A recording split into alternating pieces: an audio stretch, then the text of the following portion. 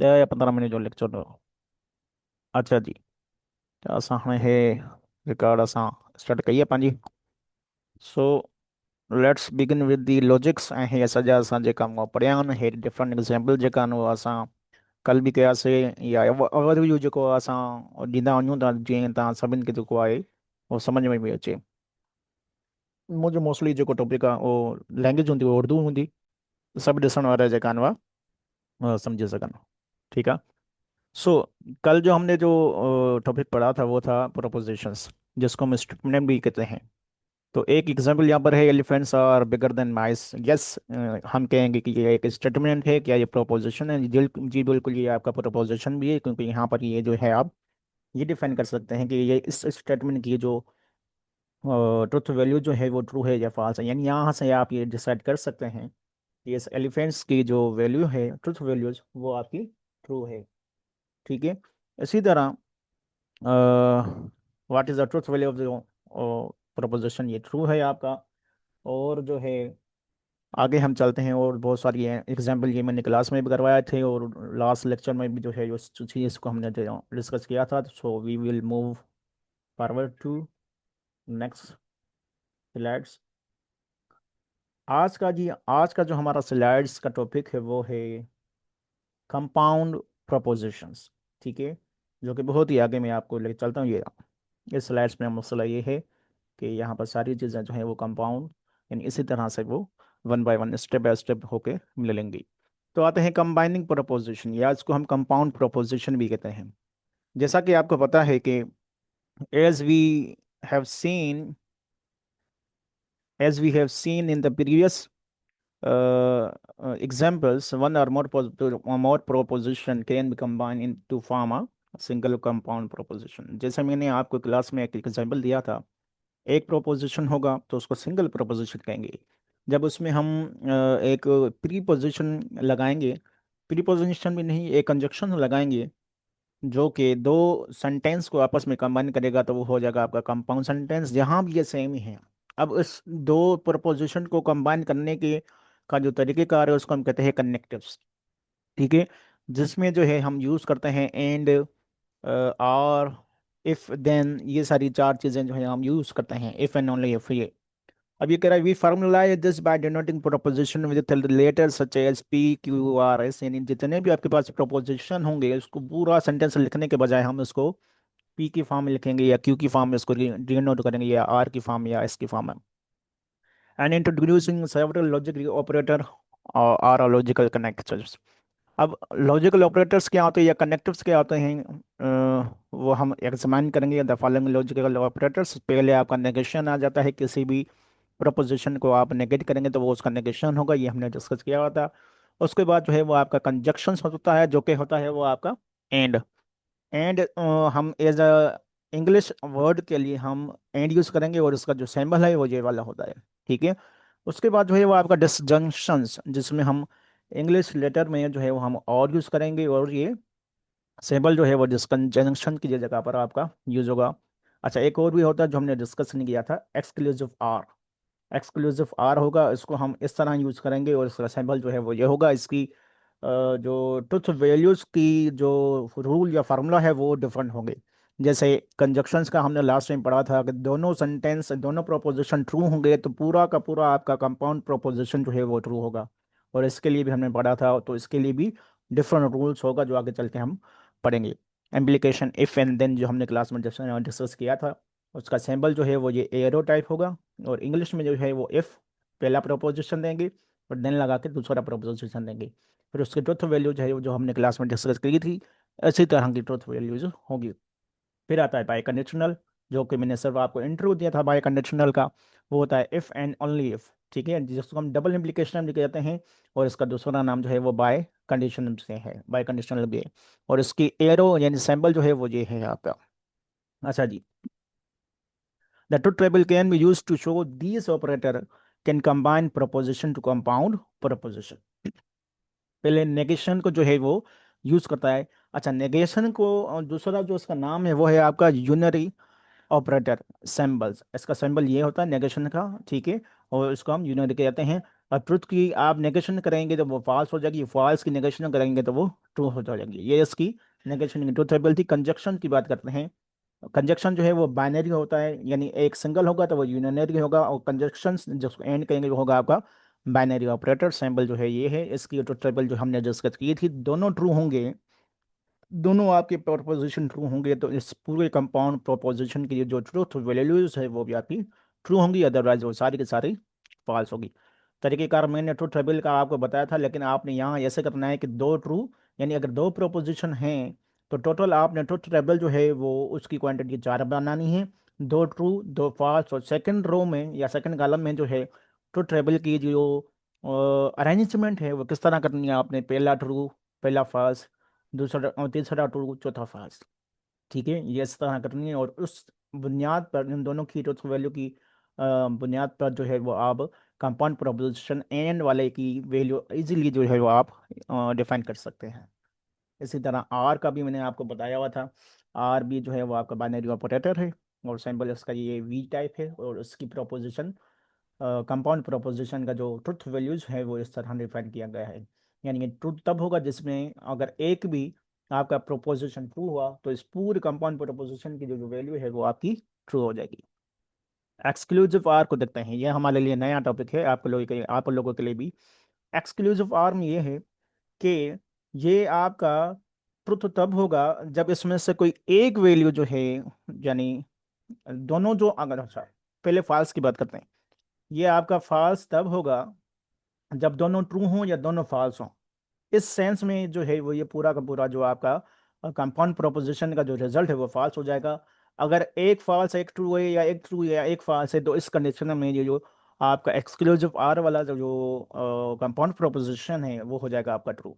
यानी कहने का मतलब इसमें अगर दोनों ट्रू होंगे तो ये आपका फॉल्स होगा, और दोनों फॉल्स होंगे तब भी ये आपका क्या हो जाएगा, फॉल्स हो जाएगा। इसकी इंग्लिश एग्जाम्पल जो है वो आगे चल के हम देखते हैं कि इंग्लिश लेटर या इंग्लिश सेंटेंस में हम एक्सक्लूसिव आर को किस तरह यूज कर सकते हैं, उसको किस तरह आइडेंटिफाई कर सकते हैं। जैसे कंजक्शंस को एंड की तरह यूज करते हैं, और डिसकंजक्शंस को जो है वो आर की तरह, और इम्प्लीकेशन को इफ एंड देन की तरह हम यूज कर सकते हैं। यानी इंग्लिश सेंटेंस जो है वो इसका ये है। तो लेकिन इसका क्या होगा, इसका हम आगे चल के ये भी डिस्कस करेंगे इंशाल्लाह। अच्छा जी, उसके बाद इम्प्लीकेशन। एम्प्लीकेशन का सिंबल एरो की तरह है, और ये हमने क्लास में भी अच्छे तरीके से डिस्कस किया था। दोनों प्रोपोजिशन जो है वो ट्रू होंगे तब भी ये ट्रू होगा। पहला ट्रू होगा दूसरा फॉल्स होगा तो ये आपका फॉल्स होगा। फर्स्ट फॉल्स सेकंड ट्रू तो ये आपका ट्रू हो जाएगा, और दोनों फॉल्स होंगे तो ये आपका क्या हो जाएगा, ट्रू होगा। यानी सिर्फ इस कंडीशन में जो है ये इम्प्लीकेशन वाला कंपाउंड प्रोपोजिशन जो है वो फॉल्स होगा, बाकी हर कंडीशन में जो है ये ट्रू होगा।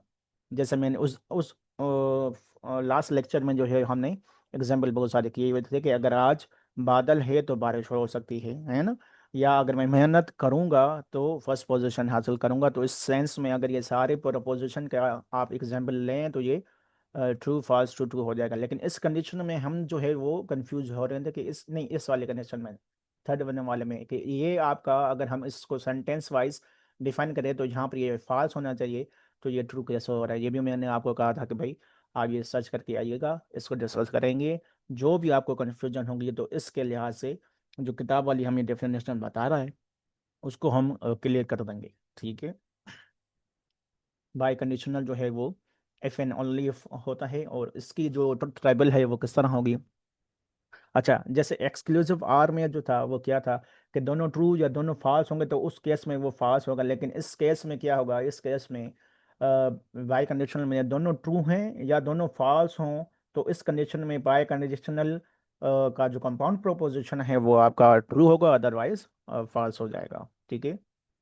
अच्छा, स्टेटमेंट जो है वो यहाँ पर गिवन है। स्टेटमेंट को हम डिफाइन करते हैं। Statement and operator can be combine in any way to form a new statement. ठीक है। अच्छा जी, ये एक अलग से जो है वो ट्रुथ टेबल डिफाइन की गई है कि अच्छा हमें मोस्टली जो है इसकी ट्रुथ टेबल बना फाइंड करनी होती है ना इसकी। तो इसकी फाइंड करने के लिए आपको सबसे पहले पी और क्यू गिवन होता है, फिर यहाँ पर आपके पास नेगेशन पी है और नेगेशन क्यू है। तो इस पी का आपने नेगेशन निकालना है, तो ये जहाँ जहाँ ट्रू होगा वहाँ ये फॉल्स हो जाएगा, और जहाँ जहाँ फॉल्स होगा तो ये ट्रू ट्रू हो जाएगा। और इसी तरह कैपिटल क्यू है, यहाँ पर ये ट्रू फॉल्स है, तो ये नेगेशन क्यू जो है वो इसका फॉल्स ट्रू हो जाएगा। And then you will have to apply the or operator to combine negation B in negation Q. तो इसका रिजल्ट क्या होगा कि ये किस केस में होता है, जब ये दोनों फॉल्स हों, अगर एक भी ट्रू होगा इन दोनों के केसेस में, तो ये सारा compound proposition in terms of the or जो है वो ट्रू हो जाएगा। अच्छा जी, ये बहुत सारे एग्जाम्पल यहाँ पर ये गिवन है, और ये भी आपकी इसकी नेगेशन आप इस तरह कर सकते हैं। ये एग्जांपल हम इंशाल्लाह क्लास में भी करेंगे कि किस तरह ये डिफाइन होती हैं मोस्टली जो हमारी यहाँ पर ये। अच्छा, यहाँ पर ये एक्सरसाइज दी गई है। To take discrete mathematics you must have to take calculus और a course in computer science. ये आपकी एक्सरसाइज है। यहाँ चेक कर सकते हैं, यहाँ ये भी एक क्वेश्चन है, ये भी एक आपका क्वेश्चन है, और यहाँ पर ये भी आपका क्वेश्चन है। इसमें करना क्या है, इसमें ये कर रहा है कि to take the discriminant you must have taken calculus और कंप्यूटर्स को क्लास। अब जिसमें कह रहा है कि यहाँ पर ये जो तीन सेंटेंस हैं, ठीक है, इसको यानी सॉल्व कर रहा है। इसमें आपने इस पूरे स्ट्रक्चर में ये पूरा जो सेंटेंस गिवन है, यहाँ पर मोर देन टू जो है वो आपके पास प्रपोजिशन आ चुके हैं, जिसको इसने डिफाइन किया हुआ है पी क्यू और आर की बुनियाद पर। पहला जो सेंटेंस है टेक डिस्क्रीट मैथमेटिक्स, उसको हमने अज्यूम किया एज अ पी, इसको हमने अज्यूम किया एज अ क्यू, इसको हमने अज्यूम किया हुआ है आर। क्यू क्या है? Take calculus. और ये वाला क्या है? Take course in computer science. ठीक है, यानी तीन सेंटेंस जो है वो एक कंपाउंड प्रोपोजिशन में आ चुके हैं। अब इसमें कौन सी जो है वो आपकी ऑपरेटर यूज किए गए हैं, ये चीज़ जो है वो आगे चल के हम यहाँ पर डिफाइन कर रहे हैं।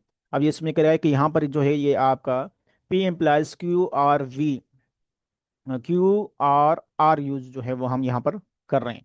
अब इसका कहने का मतलब ये है कि आपने पी को क्या कर रहे हैं। अच्छा, इफ और देन का जो आप इस तरह समझ सकते हैं कि अगर कोई सेंटेंस है, कंडीशनल सेंटेंस है, अगर वहां पर इफ और देन नहीं लगा हुआ, तो आप दूसरे सेंस में भी इफ और देन की जगह ये सारी चीजें यूज कर सकते हैं। जैसे यहाँ पर ये भी एक आपका कंडीशनल सेंटेंस है, जैसे कि अगर इसका हम मतलब हम समझे तो वो क्या कहना चाह रहा है, to take discrete mathematics you must have taken calculus or a course in computer science. अगर आप डिस्क्रीट मैथमेटिक्स ले रहे हैं तो आपको ज़रूर आपने कैलकुलस या कोर्स जो है वो कंप्यूटर साइंस में या आईटी में, या आईटी में भी जो है वो डिस्क्रीट मैथमेटिक्स पढ़ाया जाता है, जो है वो लेना होगा, मस्ट लेना होगा। यानी ये भी एक आपका कंडीशनल सेंटेंस की जो है वो एग्जाम्पल है।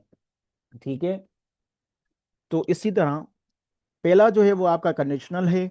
अब पहला कंडीशनल है तो वो किन दो पे रिलाय कर रहा है, वो रिलाय कर रहा है आपका सेकंड और थर्ड पर। ठीक है, ये सेकंड और थर्ड पर रिलाय कर रहा है, तो ये आप उसको क्या कहेंगे, P implies Q or r.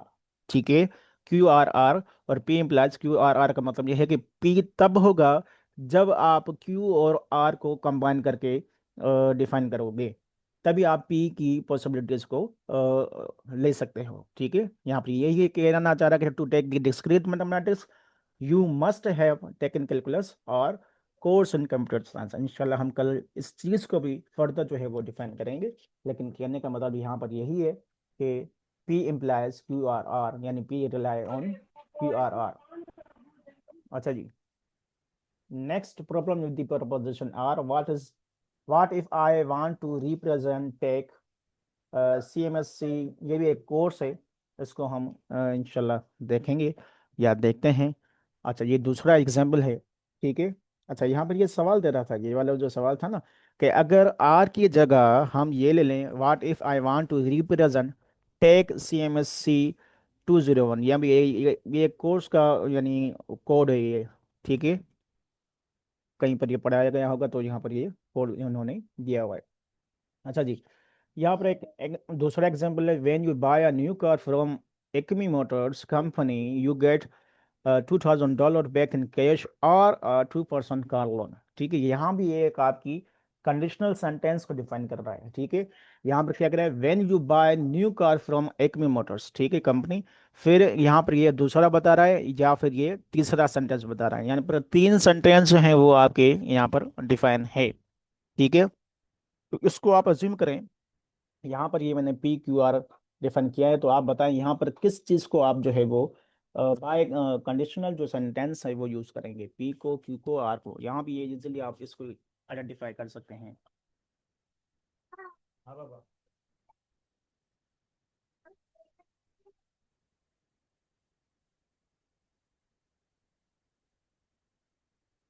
अच्छा जी, बच्चों को चाइना मेटी चाहिए थी, तो उनको चाइना मेटी निकाल के दी। हम अपनी चाइना जो है वो स्टडी कर पाए। पापा ये, अब ये निकाल के दो। अच्छा जी, so come to the our topic. जरा बाबा वञो, 2 मिंट वञो, 2 मिंट वञो, वञो ॿाहिरि वञो, बच्चे मन के सच्चे। अच्छा जी, तो इसमें जो है हम बाय कंडीशनल जो है वो क्या यूज करेंगे, यहाँ पर एक्सक्लूसिव आर को जो है वो यूज कर रहा है। अच्छा मुझे 2 मिनट टाइम दीजिएगा, मैं बता रहा हूँ।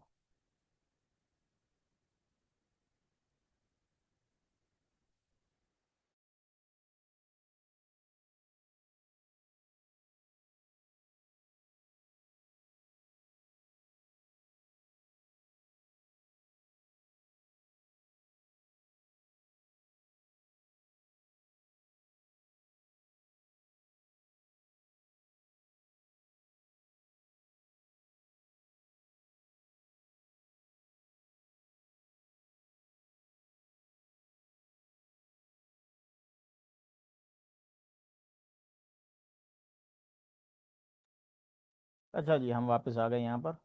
अच्छा मैं कहाँ था, ये तो कुछ ज़्यादा ही आगे आ गया। नज़र आ रही है आपको? जी sir. Okay okay okay okay okay okay okay. Exclusive or, why use exclusive or यहाँ पर, यानी यहाँ आपने कंडीशनल जो है, बाय कंडीशनल जो है वो सेंटेंस यूज किया हुआ है, लेकिन सेकंड में क्यू और आर को जब आपने कंबाइन किया है तो आपने यहाँ पर एक्सक्लूसिव आर यूज किया हुआ है। तो एक्सक्लूसिव आर को समझना है तो इसके बहुत सारे एग्जांपल हमने इसको करने हैं, फिर जाके एक्सक्लूसिव आर को यहाँ पर कह रहा है वाई यूज एक्सक्लूसिव आर है examples of the ambiguity of natural language, यानी आपने यहाँ पर लैंग्वेज को भी अच्छे तरीके से समझना है in order to understand the exclusive or. इसकी हम बहुत सारी जो है वो एग्जाम्पल करेंगे, तभी जाके इस सेंटेंस के स्ट्रक्चर को जो है वो हम समझेंगे। फिलहाल एक्सक्लूसिव आर को आप यहीं तक समझे, मैं इंशाल्लाह कल जो है उसको डिटेल में जो है वो समझाऊंगा आपके। आ गया।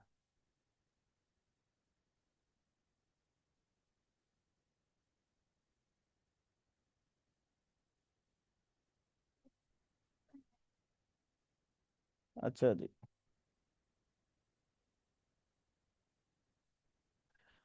उसके बाद ये बहुत सारी एग्जाम्पल जो है वो उन्होंने दी हुई है, ये एग्जाम्पल भी हम करेंगे। उसके बाद इक्विवेलेंस स्टेटमेंट भी गिवन है।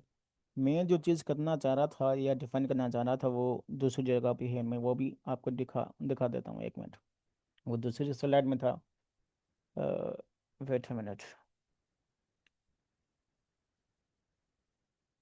दूसरी स्लाइड ये है।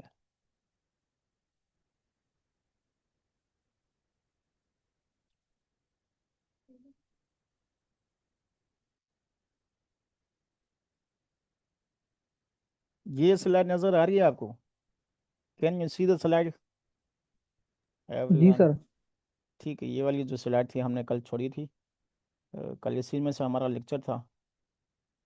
अच्छा, वन न्यू, कौन है? अच्छा जी, इसी पर आगे बढ़ते हैं। यहाँ से कुछ और ये अंदाज़ा हो जाए, वो स्लाइड दूसरी थी, ये स्लाइड दूसरी है। अच्छा, इस स्लाइड्स को हमने क्लास में भी डिस्कस किया था, implications not or and in equal, ठीक है। यूनरी मैंने डिफाइन कर दिया, बाइनरी क्या होता है वो भी डिफाइन कर दिया, कंजक्शंस तो जो है वो भी हमने डिफाइन कर दिया, कंजक्शन एन को कहते हैं और डिसजंक्शन जो है वो आर को कहते हैं। और उसके बाद एंटीसीडेंट एंड कॉन्सिक्वेंट। अब आप जो है एंटीसीडेंट और कॉन्सिक्वेंट कहाँ पढ़ते हैं? आप जब कंडीशनल सेंटेंस पढ़ते हैं उसमें हम एंटीसीडेंट और कॉन्सिक्वेंट पढ़ते हैं। जैसे कि पहला जो है वो the proposition occurring before implies, यानी जब आप इम्प्लाइज वाले यानी डबल इम्प्लीकेशन यानी conditional sentence if and then वाले सेंटेंस को पढ़ेंगे ना, जो पहला सेंटेंस होगा, out of time.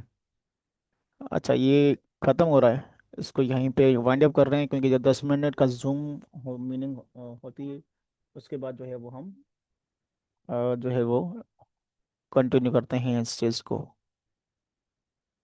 Remaining time, अच्छा नहीं नहीं नहीं है, टाइम है 9 मिनट है। अच्छा, जब आप इफ़ एंड देन वाला जो पढ़ते हैं, उसमें हम क्या करते हैं कि भाई उसमें पहला जो सेंटेंस होता है उसको हम कहते हैं एंटीसीडेंट, और दूसरा सेंटेंस को हम क्या कहते हैं कॉन्सिक्वेंट। जैसे कि आगे चल के हम उसको चीज़ इसका एग्जाम्पल भी करेंगे। अच्छा, ये नॉट ऑपरेटर का एग्जाम्पल्स हैं, आप उसको चेक कर लीजिएगा और बहुत ईजी है। एंड ऑपरेटर बहुत सारा एग्जाम्पल जो है हमने किए हुए हैं। Today's Friday and today's my birthday. ठीक है, अगर किसी की फ्राइडे को बर्थडे है तो ट्रू हो सकता है, अगर वो फ्राइडे है तो उसको उस हिसाब से आप जो है वो अजीम कर सकते हैं, मेरी तो नहीं है भाई। अच्छा जी, और भी जो है वो कंडीशनल ऑपरेटर को हम फिर से डिफाइन कर रहे हैं। कंडीशनल ऑपरेटर क्या था? Conditional also call the implications means if P then Q. ठीक है, if P is any proposition then Q is any other proposition. इसका जो है वो क्या कहते हैं ट्रुथ टेबल वो इस तरह बनाया गया है। अच्छा, और इक्विवेलेंस जो है वो इसका कंडीशनल सेंटेंस या कंडीशनल कंपाउंड प्रोपोजिशन का यहाँ पर गिवन है, जो कि है नेगेटिव पी आर क्यू, यानी negation of P or Q है। इसको आप चेक कर सकते हैं कि अगर आप इसका भी ट्रुथ टेबल बनाएंगे तो ये भी दोनों इन दोनों का रिजल्ट जो है वो आपस में सेम आएगा, जो कि यहाँ पे बता रहा है कि P plus Q is equivalent to negate of P or Q. ये दोनों आपस में जो है वो सेम है। अच्छा, ये एंटीसीडेंट है जो कि पी है, और यहाँ पर ये क्या है कॉन्सिक्वेंट है, यहाँ पर ये बता रहा है। An implication conditional P plus Q is false only when the hypothesis जो कि पी होता है जिसको हम एंटीसीडेंट भी कहते हैं is true, and conclusion Q is false otherwise true. अच्छा जी, उसके बाद आता है इम्प्लीकेशंस। अच्छा, ये इसकी एग्जांपल आपको बता रहा है। Let P I am elected and in Q I will lower the tax. ये एग्जांपल जो बच्चे ने किसी ने क्लास में किया था वही बता रहा है यहाँ पर। ठीक है, अगर मैं इलेक्ट होऊंगा तो वो टैक्स को लोअर करूंगा, जो कि कंडीशनल सेंटेंस है। Current scenario of the Pakistan में ये आपका पॉसिबल नहीं है। हो सकता है कि कोई करे, लेकिन यहाँ पर पॉसिबल नहीं है। अच्छा जी, इक्विवेलेंस जो है वो क्या है? यानी यहाँ पे क्या है, an logical equivalence means that the two sides always have the same truth values. यानी दोनों साइड जो है वो आपकी ट्रुथ वैल्यू सेम है। जैसे यहाँ पर ये आपका डिफाइन कर रहा था ना कि पी प्लस क्यू है वो इक्विवेलेंट है किसके? नेगेशन पी और क्यू, ये दोनों आपस में इक्विवेलेंट है, क्योंकि इनकी ट्रुथ वैल्यूज जो है वो दोनों सेम है। यहाँ पर true true false true true और ट्रू फॉल्स ट्रू ट्रू, ये इसको हम क्लास में इंशाल्लाह करेंगे। अच्छा जी, इक्विवेलेंस ये सारा कुछ था। ट्रांसलेशन इनटू द इंग्लिश, ये बहुत अच्छी एग्जांपल जो है वो हमारे पास आ चुकी है। यहाँ से आप इजीली इसको अंदाज़ा लगा सकते हैं कि किसी भी आपके पास प्रोपोजिशनल लॉजिकल इक्विवेलेंस हो या लॉजिकल कंपाउंड प्रोपोजिशन हो, तो उसको आप इंग्लिश सेंटेंस में किस तरह लिखेंगे। प्रॉब्लम में क्या था कि भाई पी जो है वो हम सपोज करते हैं it is belong phrasing, second जो है वो आपका है क्यू इट इज सिनोनिम। तो इसको कंबाइन करके लिखेंगे तो आप इसको क्या कहेंगे, it is below phrasing and it is synonym, तो पी एंड क्यू इसको आप लिखेंगे। नॉट सिनोनिम करेंगे तो आपके पास नेगेशन क्यू हो जाएगा, और ये not belong phrasing and not synonym करेंगे तो ये दोनों negation Q and negation P, negation P and negation Q हो जाएगा। और ये आर ये इम्प्लायर्स और ये बहुत सारे एग्जाम्पल जो है यहाँ पर डिफाइन किए गए हैं। इसको आप यूट्यूब पे भी चेक कर लीजिएगा, और इसके एग्जाम्पल जो है वो हम यूज़ करेंगे इंशाल्लाह। ठीक है, उम्मीद है आपको ये सारी चीज़ें जो है वो समझ में आई होंगी। आज का लेक्चर यहीं तक था, तो कल इंशाल्लाह इसको फर्दर हम कंटिन्यू करेंगे, क्योंकि मीटिंग का टाइमिंग भी पूरा हो रहा है, और आप ये लेक्चर जो है वो मेरा यूट्यूब पर दे सकते हैं। ठीक है, अल्लाह हाफिज़।